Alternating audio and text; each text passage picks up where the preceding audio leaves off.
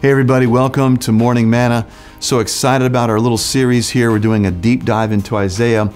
And I hate to say this, but I'm going to say it. This is my favorite passage in Isaiah and one of my favorite passages in all of the Bible. It's long, so I just want you to open your heart and listen to this. It's about Jesus and what He's done for us. All through Isaiah, you see sovereignty of God, and you see a servant who's Jesus, and then you see suffering. Sovereignty is about the Father. The suffering servant is about Jesus. And we see the suffering servant in this passage. I'd say Isaiah chapter 53. Who has believed our message? And to whom has the arm of the Lord been revealed? For He, Jesus, grew up before Him like a tender shoot, like a root out of parched ground. He has no stately form or majesty, that we should look upon Him. You know, if we could just kind of pause right there in Isaiah 53 and jump over in your mind to the chapter that went before it. The reason that He doesn't have any stately look or any appearance we should be attracted to is because He was beaten, so He was no longer even recognizable as a human.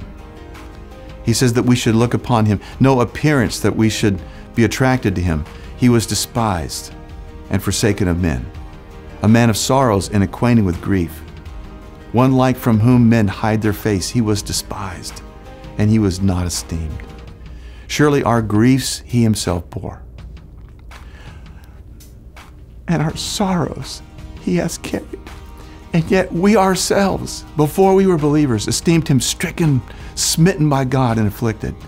But He was pierced through for our transgressions. He was crushed for our iniquities. The chastising of our well-being fell on Him, and by His scourging, we are all healed. Imagine, Isaiah is prophesying about this before it ever happened. All of us like sheep have gone astray. Everyone has turned to his own way, but the Lord has laid on Him the iniquity of us all. He was oppressed and He was afflicted, yet He did not open His mouth. Like a lamb that is led to slaughter, like a sheep that is silent before the shearers, He did not open His mouth. By oppression and judgment He was taken away. And as for this generation, who considered that He was cut off from the land of the living? For the transgression of my people, to whom the stroke was due. He took our sins, should have been our punishment. His grave was assigned with wicked men, and yet He was with the rich man in his death, because He has done no violence, nor was there any deceit found in His mouth. But the Lord was pleased to crush Him, putting Him to grief.